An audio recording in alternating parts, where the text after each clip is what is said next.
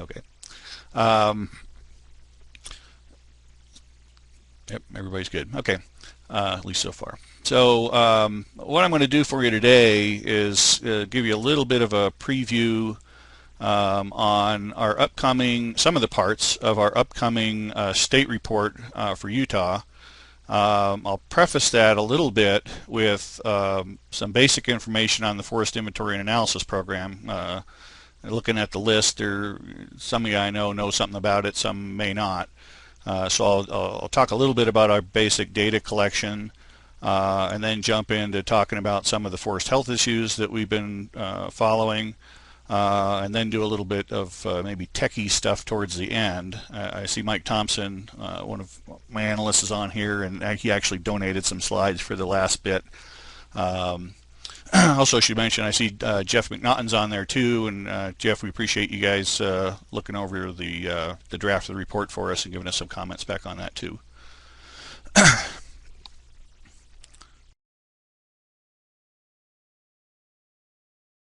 Okay, so basically the way the topics are going to break down, I'll do the little bit, maybe, I don't know, 10 or 15 minutes, and y'all can break in anytime. I think I've got this thing timed out for sort of a liberal period of question and answer, so feel free to break in.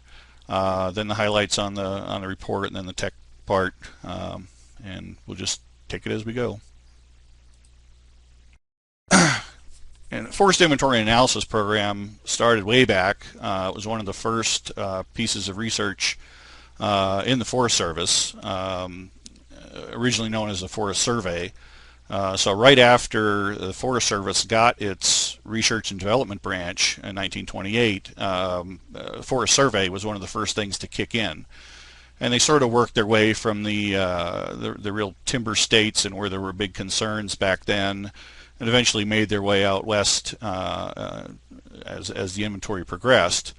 But if you go way back and look at the language that Congress used, because Congress basically designated our program directly as opposed to letting the Forest Service just sort of create their own thing.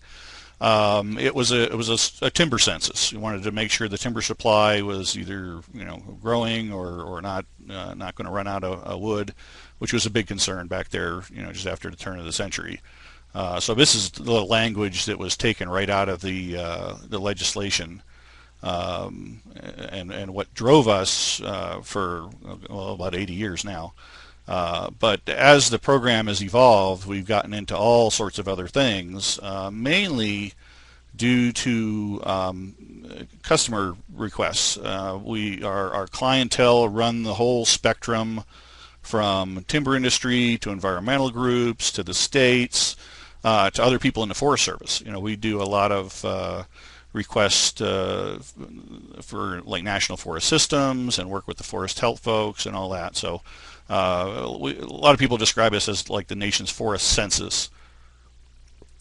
And so as the survey progressed, by the time they got through all the states, it took almost 30 years.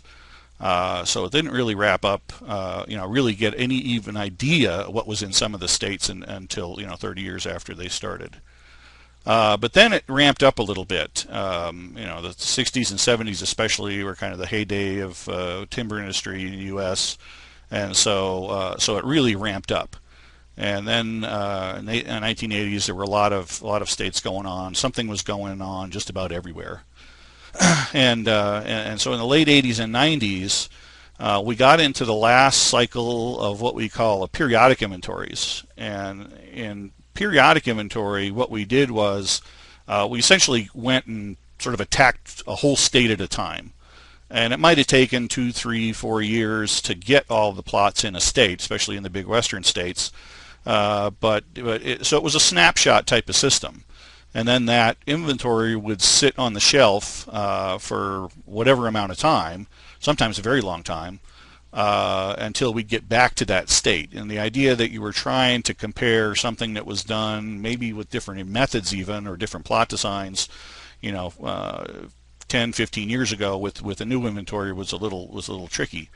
And then in the 1990s, and this I think mostly came from the timber folks who were trying to locate mills and trying to get a real time picture of wood supply.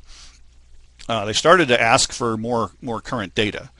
And so in the 1998 Farm Bill, they designated, and again, as Congress getting directly involved in the inventory program, they dictated that we were going to go into this annual system and produce reports on basically a 5-year basis. And so now, instead of doing Utah in the 1990s and then coming back whenever we got a chance, we would essentially have a presence in all states all the time. Now, when they were presented with the bill for that, they took it back a little bit, and the rotation was a little longer in reality than they wanted. But essentially, what we used to do in a periodic inventory were designed, in the West at least, to complete that full cycle. In other words, get the whole state done over a period of 10 years.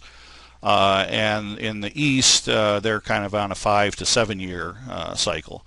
Recent talk has been that the East thinks that might be overkill. Certainly gives them a lot of information in a very short period of time. And out here, we're actually just getting ready to complete the first cycle, and I'll show you that in a second, and move into what we call a remeasurement period. So here's the states that our particular unit is responsible for. There are now 4 FIA units across the country. Us, Interior West. There's a northern FIA, which basically covers the northern Great Plains all up through New England, and then the southern FIA that takes the southern states over through Texas, Oklahoma, and that. And then Pacific Northwest, that's got the coastal states, Alaska, Hawaii, and some of these little Pacific islands. So that's the last time under the periodic system that these states were inventoried. And then we started the annual implementation. And Utah was the first one of ours. So 2009, it will complete the 10-year cycle in Utah, and then next year, 2010, we'll actually start remeasuring the plots that we measured in 2000. And then Arizona will step in after that, and Colorado will step into that. The little asterisks I put on there are states that we sort of bootlegged because we never really got fully funded. The only pieces of the puzzle missing right now are all of interior Alaska, and then for us, Wyoming, Nevada, and until recently, New Mexico. Now we've sort of had a slow start in New Mexico. In our first year, what should be a 1 year worth of inventory has kind of been spread over about 2. Nevada, we bootlegged a couple of years of annual, but then we didn't get the full funding on it, so we have 2 years of annual, then nothing. And then Wyoming is still a big question mark. You know, when I was working on this slide, I had to change the New Mexico one from 2006 question mark to 2008, and the same thing for Wyoming. So we've been waiting on the full funding for a while, and we're just slowly getting there. A lot of it has to do with political stuff. Even Mississippi was one of the very last states to come on the annual in the East, and the only reason they got there was they got whacked by the hurricanes back there with Katrina and that. And they decided, well, we probably should have had the inventory in place before the hurricanes hit. So they did a catch-up on Mississippi, and we're possibly going to do something similar to that with New Mexico. We lag behind, but we might get some money under the stimulus to do a little bit of catch-up. Not necessarily the whole cycle, but maybe some of it. So it's a good place to pause if anybody has questions on annual inventory and how that works. It's sort of an odd thing for people, and one thing I should mention is that when we do these, like the 10% of the plots, that they're every year they're spread all over the state. It's not like we do one corner of the state this year, because people have asked, well, don't you have some sort of space bias in there? Well, no, because the grid goes all the way across the state, and we just basically shift over to the next panel, the next panel, the next panel. So we get unbiased geographic coverage every year. Okay, the way we actually do the sample, it's in a 3-phase inventory, and phase 1 used to be done with actual air photos, and you basically put in this intensive grid, basically right on the map grid system, and then use that to to define strata, forest, non-forest, water, things like that.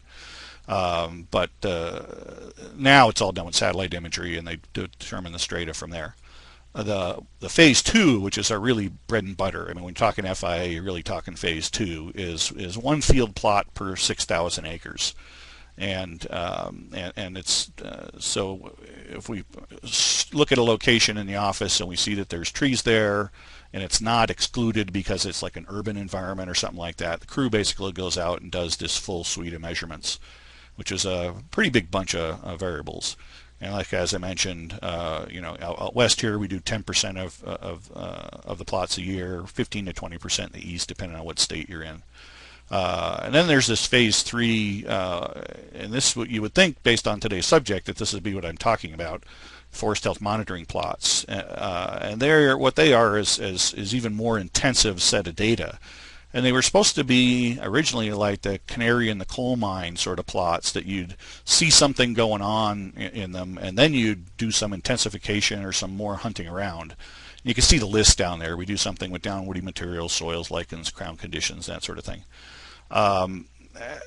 It turns out in a practical sense for analysis that the one plot per 100,000 acres or so doesn't really cut it very well, and that when bad stuff happens, as you'll see in the slides in a little bit, they show up right away on the P2 grid. So it's not like these intensive plots are telling us a whole lot. And part of the evolution of our program, and we're always looking to improve stuff as time goes by, things like the woody material, down woody material in particular, and then there's a vegetation one that actually is not on the list there. We're taking them and finding a way to move them from the P3 grid down to the P2. So basically on everywhere we do our normal diameters, heights, growths, all that stuff, all that sort of thing. We're also collecting these other things, and mainly because the woody material is real important to the fire folks. It's real important to wildlife folks. Same thing with the understory veg. Some of the other ones, they're specialized in such a way, like lichens, that not really practical to do at that scale. But that's the stuff that we really want to tie to routine inventory data. We've had a big interest in pushing to the P2 grid, so we got the quantity of plots and that extra data. So that's where we're heading right now. It looks pretty good. I don't have a graphic like this for Utah, but just to give you an idea, similar type of state and size and the way the mountains are all laid out and stuff. But this is basically the full suite of plots for New Mexico. Now this is for the old periodic inventory, but the plot locations are generally in the same place. And so now even then we were sort of, this is late 90s, so this is in that transition from the periodic to the annual. It's a periodic inventory, but we already had the new design for the annual inventory plot, so that's the color coding there. Sometimes it was done on the new plot design, sometimes it was done on the old plot design, just because the inventory kind of straddled those two eras of plots. It's a bunch of plots. It's a lot of data. We got a lot of servers around the office storing all this stuff. Now the plot design itself, if you go back to the old periodic inventories, we had, I don't know, probably a dozen different flavors of fixed and variable radius plots depending on the type of forest you were in, the actual decade that you happened to be doing the inventory, and when they did this sort of national revision with annual plot design, this is what they settled on. So the total of the 4 subplots is 1/6 acre of plot surface area. Then you have little microplots there to measure seedlings, small trees. The transects there, where woody debris is measured, are actually going to change with the new protocol as we move to the P2, because after some analysis, it turns out the 3 spokes on there for measuring down wood is kind of overkill. You can get just as much information with 2, and it saves the crew some time, and so that we can afford to do it on basically 16 times as many plots as we would have done otherwise. The thing about out here in the West is that most of your cost of a plot is just getting there. So once you're there, you might as well get the most you can out of it. Some of the field crews hate to hear us say that, but like, while you're out there, would you collect, and we add stuff like that. But it's a bunch of data. Now, the other interesting thing is that when we did the old periodic inventories is that when you plot down sort of the theoretical center of the plot, whatever stand that was in, you essentially sampled that stand and that's it. So if you had this, we had this thing called like a bow tie design. It was 5 subplots. There was like 10 subplot designs. There were a lot of different ones. What you would do is rotate some of the subplots until they were in the same stand as you were interested in. And they had some issues with that, and they said, no, well, we're just going to plop it down, and then if there are different stands that you would typically identify on a photo or whatever, we're just going to map them out and then allocate the data from each of those to the condition. So that's kind of how that works there. If I ever say condition, basically I'm basically talking about what you would normally consider a stand. And then just the variables, they're either measured at a plot or subplot, they're in the condition, like describing the stand, like forest type would be a condition variable, and then the typical stuff we all know about, measuring on trees. And then the whole idea of all this, being in the woods with all these people collecting all this data, is that, again, Congress mandated that we would do these state-by-state reports. So this is really our bread and butter on the output side. And I think it's really the only thing we're truly mandated to do. Although, as you see, we do quite a bit more. And so when I talk about Utah today, this report in the sort of middle right there, Comprehensive Inventory of Utah's Forest Resources, that's the 1990s inventory that I'm talking about. And I'm going to try and make some comparisons between that and what we've gotten from the annual data that we've collected from 2000 and forward. The other thing we do, and this is a big deal with a lot of our users, is that we're probably about as transparent and open as you can get for a government organization. Is that our goal is that every year at the close of the field season, which for us is like November, December, that within 6 months we post all of our data onto the web for any Joe Schmo on the street to get access to and use. Now, if you're really brave, you can go in and download every little bit of raw plot data, but most of our users don't want to do that, and so we've created these things like what we call FIDO here that allows you to go in and generate your own reports and do custom queries and all sorts of fun stuff. FIDO itself, you can do some pretty advanced stuff, so we have a list there of the regional contacts. Jim Menlove there for our unit is part of my analysis team. And I'm not sure if you can make it out. It probably depends on the size of your screen, but if you want to go there, the website is fiatools.fs.fed.us, and then that'll either take you right to FIDO or just to the link to FIDO, because I think that'll take you to the download site too. So that pretty much does it for FIA. I'll pause just for a second to see if any questions pop up on our program in general.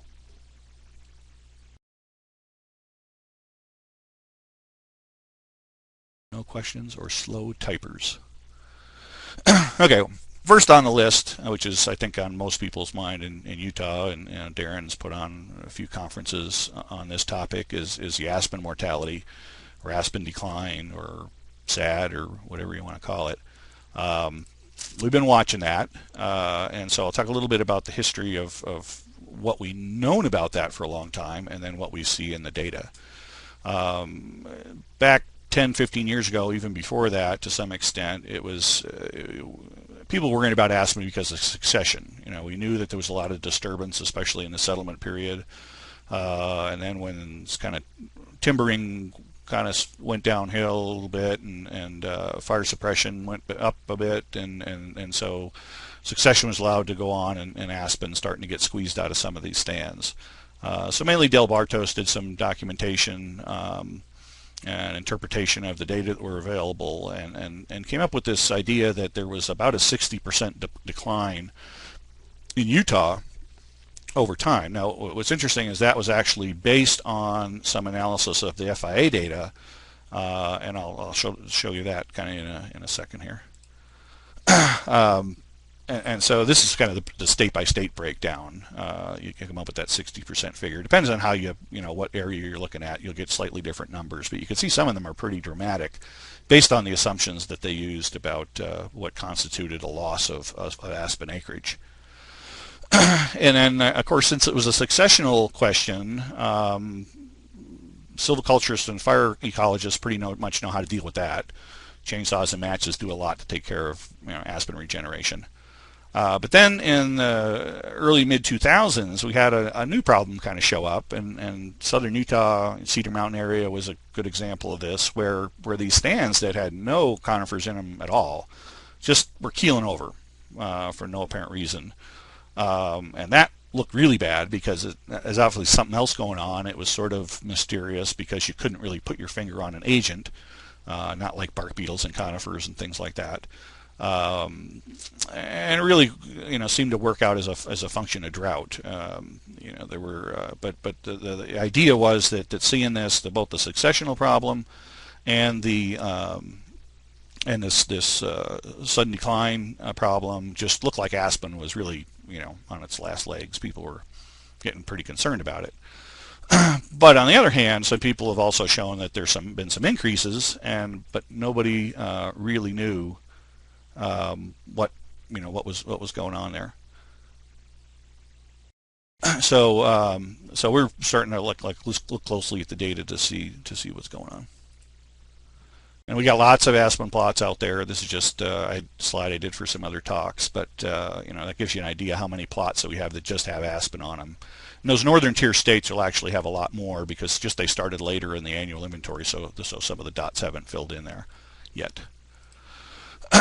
And so I like to, especially talking about the successional situation, is distinguish where aspen is present, so it's a minor part of the stand or not the aspen forest type as we classify it in our FIA data. And it's on about 16 million acres, which actually turns out to be a lot more than the previous sort of reviews of the literature were able to reveal. And as we get better picture of some of the other states, mainly Idaho and Montana, we might even sort of quote unquote find some more acres up there. But that's our current approximate estimate. And then what FIA considers an Aspen type, which is more or less a 50% or more by stocking, is about 7 million acres. And as you can see, Colorado really has the bulk of it. Utah's second most. So really in good aspen country out here. So if you work those numbers out to see what the percentage of what people call aspen type or aspen dominant versus the total acreage, it comes out to 45% on our numbers, and you compare that to what Del Bartos and them were finding. He only had, based on the best inventories 10 years or so ago, only actually found 9.6 million acres. So 6 million appears to have come out of the clear blue sky, but that's really just better inventories. And aspen occurs in all sorts of other types that may or may not really play a successional role. It may be just an associate of something and not necessarily get squeezed out like it would, let's say, in a spruce fir forest or true fir. And this is interesting because it's a common pattern of a lot of different species. Is on the right there, basically this scale on the bottom, it's on the very far right, 1.0 means it's totally pure of whatever species that is aspen. And then all the way on the left, just something over 0% means that whatever it is a very, very minor component. And this, what I call a goalpost pattern, is common with lodgepole pine, ponderosa pine, all that. So it's not necessarily an indicator that anything's bad's going on, that you have aspen as a minor component. But it does show that we have a heck of a lot of pure aspen out there. And then just for Utah, just to show that, and it actually varies state by state or within region because of the different associates who might have, but it shows that Utah, again, is just it's a big pure aspen state. We have as a proportion probably as much as any of them, maybe even more than Colorado. So the big thing boils down is it's maybe not the composition so much, but the age class. And this has always been a concern, is that lack of disturbance I talked about has just not been generating that much young aspen. And so what you have there in these two age class distributions, you have sort of a peak there, 80 to 100 years, that dates back to when things were really getting cut and catching on fire a lot. And then as you moved from the turn of the century closer and closer to like World War II, where the technology really started moving forward, we kind of got to an all-time low of aspen regeneration. And this pattern is not even unique to aspen. Almost any species out there has, especially if it's a fire disturbance dependent species, it looks like this. Lodgepole pine, identical pattern virtually to this. Now in lodgepole pine, an aspen, this sort of old age class is an issue because of aspen's not that long lived. So you're sort of getting into the senile category when you move out there. With lodgepole, it's interesting, is we'll talk about maybe a little more later, is that it's moving into a more susceptible size and age class to insects in that. So it's just part of this huge acreage we've seen in disturbance recently in the West has a lot to do with a lot of acres moving into the older, more susceptible age class. Now the blip on the left, the sort of other peak, is either our attempt at regenerating younger classes or, well, not or, but and things like big fires getting away from us and doing it for us. So there has been a kind of a resurgence of that. The reason the 0 and just a little above 0 classes look lower than the peak there is just so we don't age them when they're that small. So it really, they don't really show up until they get a little bit older in terms of the inventory. But so right now we have a lot of acreage getting moved from the old peak over to the young peak. And again, this is sort of contradictory to what you might have heard or read, because it sounded like we're not getting any young acres back, but in reality we are a bit. I'll show you some more on that. So the other thing we're looking at is, are things getting worse? Are they getting better? What's going on? And even given the design changes and things like that in the inventory, if you ball up all the plots for a whole state and then you compare it from an old periodic to the new annual, you should be at pretty comparable estimates, because even though the design is there, you're boiling it all down to a big number, how much volume you have, how much the average mortality is, and all that. And so here for the cycle 1 periodic is basically the mid-90s inventory, and the cycle 2 annual is the 2000s inventory. In terms of mortality, which is really looking at the orange bar there, don't worry so much about the yellow one, almost identical. I mean, it looks like there's a little uptick, but certainly when you're at less than a 1% annual mortality rate, that's not a big deal. And in fact, if you took just a single stand and you let it grow through time and self-thin, if you worked out the numbers, basically you would come up with a 1% mortality rate just from self-thinning. So this is probably what you can consider background mortality for this forest type. The other thing is that okay, well, for stands that are changing composition, which way are they going? Are they becoming more conifer-like, or are they becoming more aspen-like? And so I did the same sort of thing based on mortality there, and just again, you can forget the yellow bars, just look at the orange ones. In the middle there, in the middle bars, you're basically seeing stands that, as we estimated what their change was, it was 0, or basically very close to 0. And then if there's a bar on the left-hand side, it means that aspen was losing ground in those stands. If there's a bar on the right-hand side, it means aspen was gaining ground in those stands. And actually, in the mid-90s inventory, it looked like you were actually gaining a few more aspen acres than losing. If you go down to cycle 2, it's a dead heat between acres gained, acres lost in terms of the compositional shift. So it's an interesting kind of finding from that. And I was kind of curious about that when I first ran these numbers. Is, well, where are those? Is there some kind of pattern there? What does that look like? And so this is basically the same data as in the previous graph, except just shown on a map.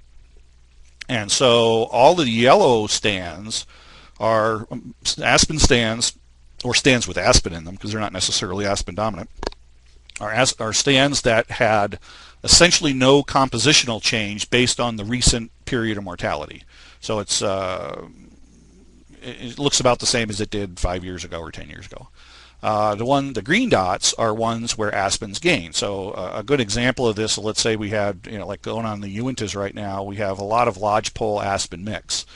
And if you're over the Mirror Lake Highway area, a lot of the lodgepole are kind of taking it in the head. So aspen's having a good time over there. On the other hand, if just succession is kind of plugging along or whatever, or the aspen are just kind of getting in that senile mode and they're starting to break up and drop out of the stand, those are the ones you see that aspen's losing its dominance in the stand, and there's the red dots.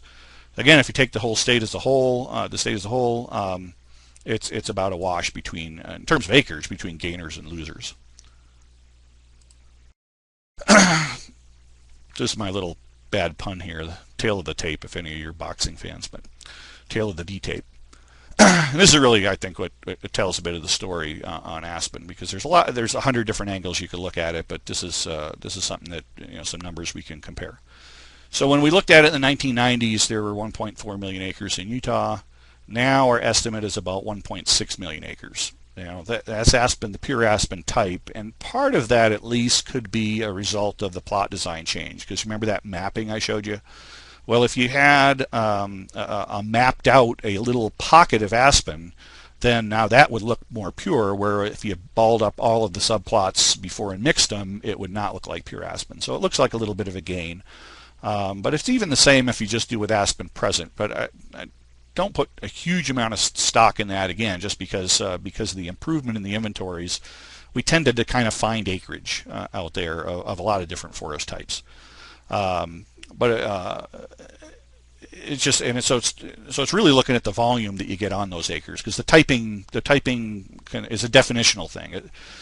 But given that we actually found all the trees, if you look at volume, it looks like we've gone up a bit in volume too. 1.7 billion cubic feet. It's a lot of wood, to 1.9, a little over 1.9 billion cubic feet.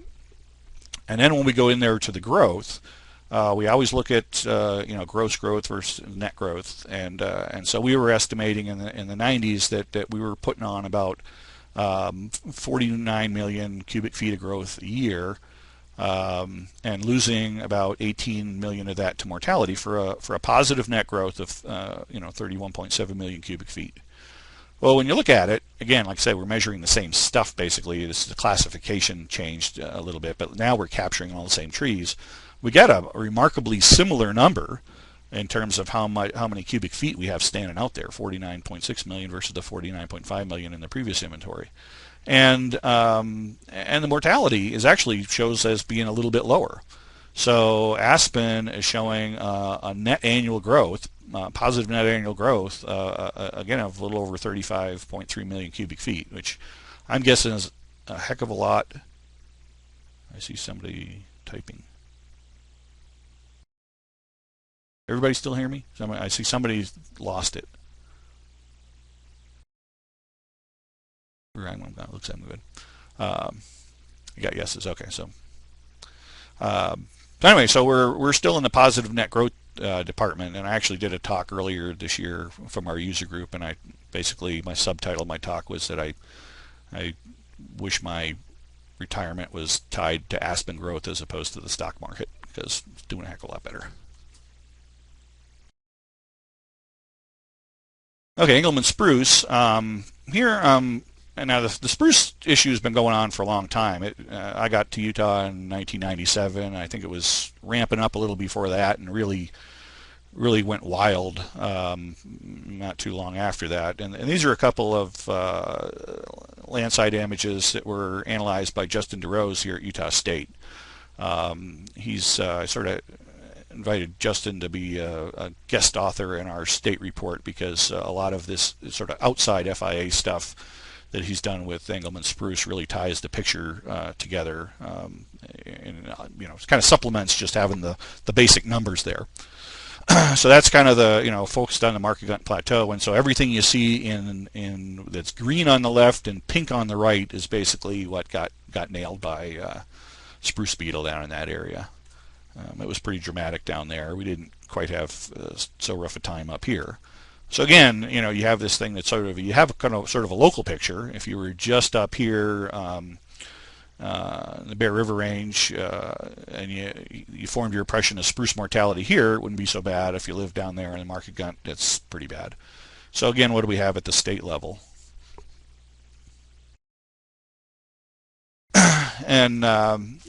And this, I think, we do appear to lose a little bit of acreage, because we didn't quite have that definitional change that we did, or the sort of dichotomy of forest type and like dominance, not dominance. Basically, everything we have is either we ball the spruce and the spruce fir and the subalpine fir kind of together. There's spruce in all of that.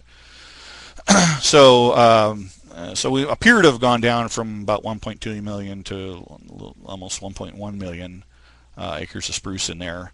But I think to do the final analysis in here, we're kind of have to reconcile plot by plot, because the one thing we did change is that where we had Engelmann spruce and spruce fir forest types in the 90s, we have Engelmann spruce, subalpine fir, and spruce fir, and they all should be part of the same set. But we'll do a little closely there, more closely at that. Confidence interval on these numbers. I don't have them right handy here, but yeah, that's why I don't put a lot of.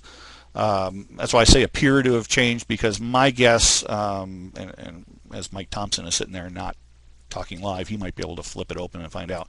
But it's probably pretty close on something that's common like Engelmann spruce or aspen. This 1.9 to 1.06 might be marginally significant. In our total forest area, it's like 1% or so. So this, I don't know, you're looking at what, a 5% change there. You could actually go on to the FIDO system and get the standard errors for all of the different types, because that's one reason we don't just sort of throw them out there as part of all the tables, is that because of the size of the sample and the commonness or rareness of the forest type, the confidence intervals on them vary quite a bit. And we get into the techie part here, we'll talk a little bit about that kind of thing. So again, we're talking real close, but again, we know we had some significant events down there, so we think the direction of change pretty much matches what we see out there in the field. Volume and growth, there's also a heck of a lot of volume out there. Appears to have gone down a little bit. Again, that's pretty consistent with what we observe on the ground. And then less total growth than mortality, than like Aspen did on about the same amount of growing stock. But back in the 90s, basically the nice thing about the spruce issue is it happened, we got the inventory done in Utah just before things really kicked in with the spruce beetle. And so what we're estimating back in the 90s was almost 14 million cubic feet of net growth annually. And then through the 2000s, and this probably allocate a little differently depending on what year you're looking at. We'll talk about temporal trends here in a sec. Negative net growth. I mean, we lost a heck of a lot more to mortality than we were growing. And one of the things kind of on our list to do is figure out how long it'll take to kind of bring that back, based on what we start to see on remeasurement. It's an interesting thing to track, but pretty dramatic numbers. Okay, I'll talk a little bit more about the Pinyon-Juniper thing. That was one of the first issues that I tackled when I came to FIA. I was originally the analyst for Region 3, Arizona, New Mexico, and people say, the pinyons are dying like flies down there, what's going on? Well, we had very little data at the time because we had just started the annual. This is back in 2003. But it was pretty apparent. Again, boatloads of data. In most of our states, the Pinyon-Juniper types combined are at least as much as all of the other forest types combined. Especially in the Four Corner states, Nevada, it's quite a bit of data to work with. And the pinyon thing was really a climate-related issue. I mean, we had a fairly deep drought. It was kind of comparable in magnitude to the 50s drought. So if you see this Palmer Drought Index go negative, those are dry years. If it goes positive, those are relatively wet years.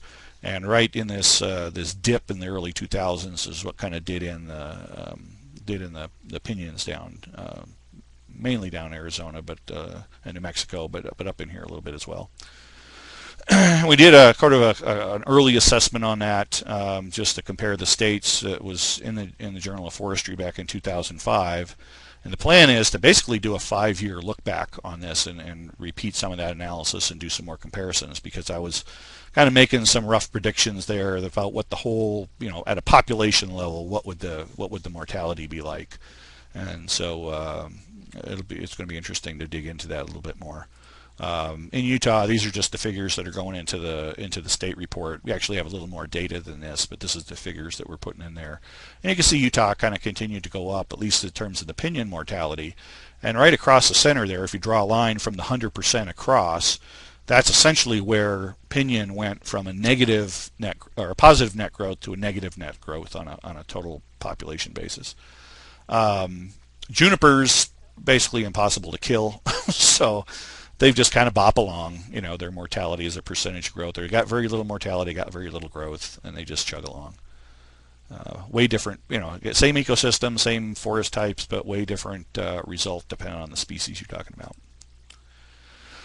So that last issue I want to talk about that'll kind of lead into the sort of techie stuff is that because of these sort of rapid events, we've had to deal with, or we've had the need and want to be able to describe this in real time. And remember, going back to when I talked about the inventory designs, we divided up our whole inventory into 10% chunks. So now you're doing 1/10 of the plots that you would have done in a full cycle inventory.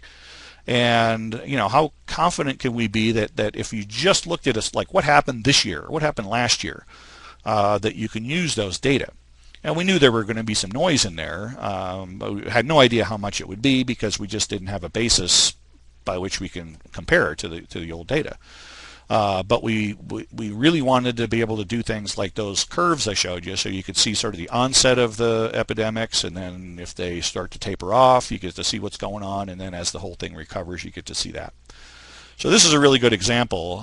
This is just these are 4 species, and our year-to-year individual estimates of mortality.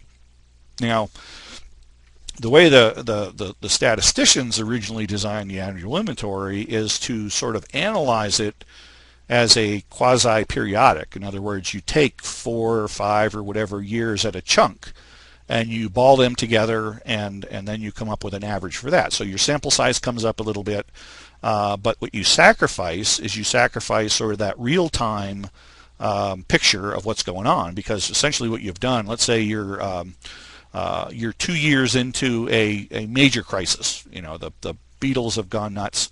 You got stuff dying all over the place, and now your standard procedure is to do a 5-year running average. Well, basically you have 2 or 3 years of mortality, and then 2 or 3 years before mortality, and what your answer is half of what it really is on the ground today. So again, we really had a need to get that, and on top of that, you have the issue of, because your sample size is smaller, a few plots can have a major influence on what the year-to-year estimates are. And this is a perfect graph for that, because it shows that we had gotten into some just very large and dense spruce stands just by sampling chance in 2003 and 2005, and they happen to be some of those beetle kill stands down in the market gun. So now those things have really thrown the numbers, and it looks like the mortality just went off the scale. It's still high, but it just brings it way up because of this sampling error. So you get this spiky looking thing, and of course if I'm trying to say that the number is that dash line, which is my average mortality over the 7 years shown here, but then you're looking at it swinging back and forth, how much do you really trust that? So we sort of have to catch up, or the statisticians have to catch up with the needs of the analysis, so we can do a little bit more accurate portrayal of the picture. Same thing with net annual growth. It looks like we went way negative for a while there, and then you're back to positive, then you're back to negative. Well, the stands weren't really doing that. It got whacked back in 2002, 2003, but just depending on where we sampled, it looked like it was higher versus low. So this is where Mike's work comes in, along with one of our statisticians, Ray Chapleski, and it's actually this part of this methodology is Ray's been looking at for a long time, and Mike sort of put it into helping him put it into sort of a practical use mode rather than a kind of a stat geek mode. Again, you have this idea of a moving average, different kinds of moving average, and then this Kalman filter, which we won't go into any technical aspects of it, otherwise we'll be little Z's coming around the bottom of the chat box there as everybody falls asleep. But just to give you an idea of what it does, it's just this filtering thing is a way to separate the signal from the noise. And you can actually skip to the fourth bullet there and think of, if you're a bird hunter or a skeet shooter, that when you pull the trigger, you're estimating where that thing is going to be based on how fast it was moving and what direction it was moving. You're anticipating that. So you're using the previous information to predict something in the future, or know something more precisely in the future. Still might miss, but at least your shot's probably going to be close, or basically so you're really, where it lands is an estimate of what the truth is, which might be a little bit different. So that's what they're doing here, and it's a pretty interesting advance. I think it's going to be useful to us to smoothing some of this stuff out and making the data much more sort of trustable and intuitive to people. So this happens to be for the Colorado conifer data, and Mike's the Colorado analyst, and they've been knocking down his door to try and figure out what's going on over there, mainly with lodgepole pine, but some of the other conifers. And the data on the left there, or the plot on the left, shows the year-by-year estimates, and then the confidence intervals, so basically what Randy was asking about with the other estimates. And you can see there that the confidence intervals are pretty broad relative to what appears to be the signal in the data. So for like 2002 through 2005, a statistician would say, well, the movement in the estimates there is not outside the confidence interval, so it might not be real. And of course, us as ecologists and silviculturists and managers are looking out the window and saying, what are you, nuts? It's obviously real. This stuff is like falling down, the beetles are having a field day out there. And it's not until you get to where you have this really absurd jump in the data that it sort of, breaks out of the confidence intervals. And so when Ray and Mike apply their Kalman filter magic to the data, you see what it does there. The first thing is it takes into account how much variability there is in the year-to-year, and sort of like said, well, if it's always this variable, then that's the noise. And so now we're looking for the signal. And what it does is it converts it into something that looks a lot more intuitive, which is a typical sort of exponential increase in this case, per-acre mortality, and that nice upsweeping curve, which is a typical biological pattern. And the confidence intervals are a little bit tighter, so that for any given year, you kind of know you have a much better trust in what's going on there.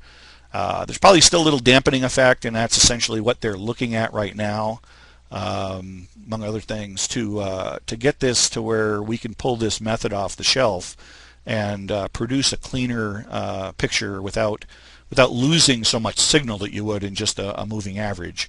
Because you could see if you took that the left data points and you just made a moving average out that, your estimate of the whole average versus what we really think it is in the last few years would probably be about half. And that's a lot of wood to be uncertain about. So we're improving that. And then the last slide here is kind of relates back to the stuff I was showing you with the spruce, because this is the Utah data for Engelmann spruce, and there's those two spiky years, the 2005, and you can see that pretty horrendous confidence interval on 2003.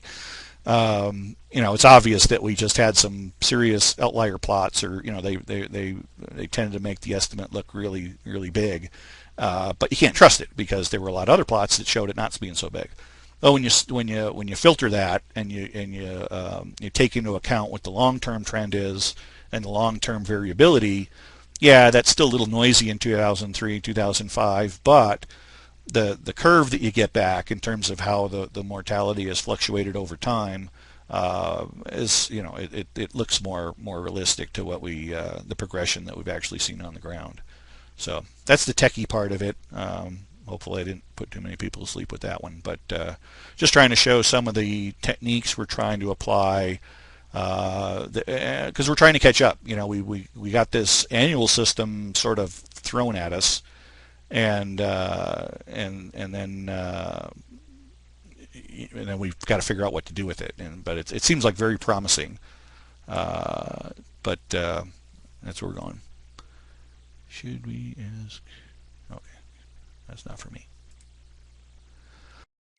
And that's basically the end of what I have in terms of slides. There's some contact information there if you ever think of something that hits you tomorrow and you want to get a hold of me.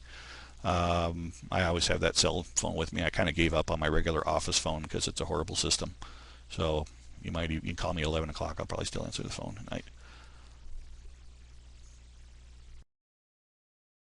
Anybody have anything?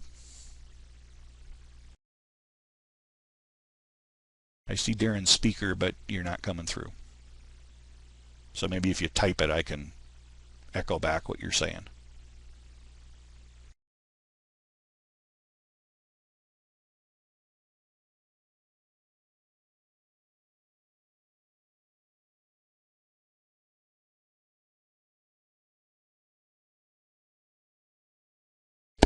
Can you hear me I got you now. Well, thank you for presenting. Appreciate that, John, and thank you everybody for attending. If anybody does not have, we have a question. What is your forecast, John, for the next 5 years with pine beetle? We're talking mainly lodgepole pine here, I'm assuming. Yeah, I haven't really looked too closely at the numbers yet for Utah on lodgepole. Mike, if you have Mike Thompson, if you have anything that you've seen, let me know. But it'll probably, it's one of these interesting things is that your impression depends on where you're at, and certainly over like in the Mirror Lake Highway area, it's pretty impacted. But I ran a field trip down the Uintas this summer, and once you get a little farther east, there's nothing going on. So if that thing continues to spread, there's certainly a lot of acres yet to be eaten up. But if you actually send me a reminder or an email or a call, we can actually work up some numbers and maybe pick up what the trend is, because I think the forecast on what happens is partly related to the trend, because it has sort of that trajectory like we were talking about, this sort of exponential increase. So that gives you some idea. But the real forecast is really a function of weather and how happy the beetles are with what they're eating. So I can't really come up with much right now because there's, at least I don't think there's a whole lot showing up yet in the inventory. It's there, but it's I think in Utah in the early stages. Colorado, if you want to use that, in fact I can scoot back to that. Now this is on a per-acre mortality basis, but that's what the curve looks like in Colorado, and if Utah is heading that same way, I mean, you can so in 5 years, once it gets ramped up, so from 12 to 25, you could count at least doubling. So aspen growth truly as important as aspen regeneration for gauging aspen status. Well, again, don't have time to go over every detail of it here. Have looked at aspen regeneration, and in the section in the report, which I could probably read off here, there's a fairly small percentage of acres. One of the things I looked at was acreage in our inventory that only had like large dead aspen in the 1 inch plus class, and that was quite a bit. That was about 6% of all acres where aspen was present. So that's a fair amount with just dead stuff, and that takes into account what we call the aspen decline stuff, the sad stuff, plus fire, plus whatever. Now, if you take into account where we detect seedlings, and remember the seedlings are only recorded on those microplots, so there's a chance that that we're at fairly low density seedlings, they're there but we're not picking them up. Rather than the 6% of acres, it's down about 2.5% of acres, or only about 70,000 acres, like in the state, that at least appear not to have sufficient regeneration in them. And I've seen those stands that have that problem, and they and there are truly acres where it's not there in terms of regeneration. I think it's trying in most of those, but the ungulates, whether wild or domestic, are taking care of those. So yeah, that's something we're looking at right now. There's actually quite a few people looking at the regeneration issue, and we've actually recently implemented some new variables where we sort of get, in addition to what we just eyeball on, or to what we actually measure on the plot, we ask the crews when they're assessing whether to put a plot in there or not to do an estimate of small trees on the acre basis. So so that might, where I see it, I'll be able to look at some of that data to see if there's a disconnect between what the crew sort of has as the overview or gestalt view of the stand versus what the little microplots are doing, because we do cut it off, you know, on the 5 below. It's only on the microplot. So and basically, the population's getting bigger and older because the average tree size is much bigger. There are a lot. I didn't put the number up there, but in the previous inventory, there were like 920 million trees, and I think in the new inventory, it's like 700 and some odd million trees, 799 million trees. But if you look at the average volume of a tree of 5 inches and greater in the mid 90s, so you're sort of keeping things even by just doing it on a per tree basis. Of every tree we measured, the average volume in the 90s was 1.9 cubic feet, and the average in the 2000s is 2.4 cubic feet. So your average tree is a heck of a lot bigger, and again, it's consistent with some of the things we know. It's an older, larger population, and of course that doesn't necessarily relate directly to acres gained or lost. But so some things are not surprising, but we need to have all the pieces of the puzzle to know what really is going on out there. Like I said, right now the estimate, but again, probably within statistical noise, is that we've actually gained a bit of acreage if you go and count the seedlings and everything. So. Thanks, John. Appreciate that. And thank you, Corinne and Jeff, for those questions. Any other questions? There, let's see. So, whoop, it scrolled off on me. About the pine beetle, status of pine beetle spread and population numbers. Population numbers we wouldn't know because we don't measure the beetles directly, although we do have some damage codes that we record that are intended to pick up where maybe beetles have gotten into a tree, but it wouldn't necessarily be recorded as a dead tree. So we could probably work up those numbers. Oh, that helped. We could probably work up those numbers and get an idea of that. Again, like I said, the mountain pine beetle thing is in a pretty early stage here in Utah, so it's sort of on our radar to track it as it gets worse. Hopefully not get worse, but.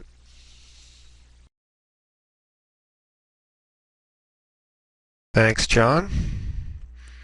And I'd like to remind everybody, if they would like to register for future webcasts and to get those announcements, please go to this link that I just put in the chat, and we will put you on our list.